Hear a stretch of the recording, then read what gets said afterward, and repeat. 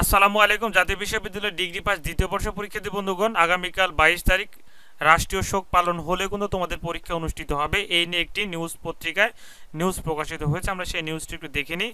রাষ্ট্রীয় শোক থাকলেও স্থগিত হচ্ছে না এইচএসসি পরীক্ষা নিয়ন্ত্রক। এরপরে রাজধানীর উত্তরায় মাইলস্টোন স্কুল অ্যান্ড কলেজ ক্যাম্পাসে বাংলাদেশ বিমান বাহিনীর একটি প্রশিক্ষণ যুদ্ধবিমান বিধ্বস্ত হয়ে বড় ধরনের হতাহতের ঘটনায় আগামীকাল মঙ্গলবার 22 জুলাই একদিনের রাষ্ট্রীয় শোক ঘোষণা করেছে সরকার।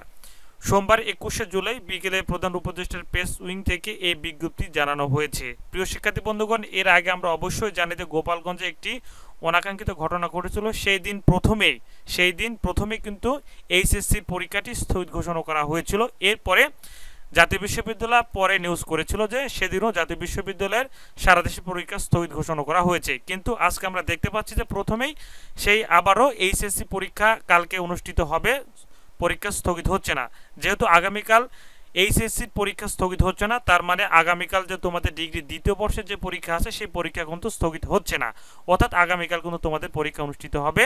ইনশাল্লাহ তোমরা অবশ্যই প্রস্তুতি গ্রহণ করো। আগামীকাল তোমাদের যথাসময়ে আগামীকাল তোমাদের যে 3টি পরীক্ষা অনুষ্ঠিত হবে ডিগ্রি দ্বিতীয় বর্ষের, ইনশাল্লাহ সেই 3টি পরীক্ষা কিন্তু যথাসময়ে অনুষ্ঠিত হবে। তো এই ছিল আপডেট, অবশ্যই প্রস্তুতি গ্রহণ করো। ধন্যবাদ। আসসালামু আলাইকুম।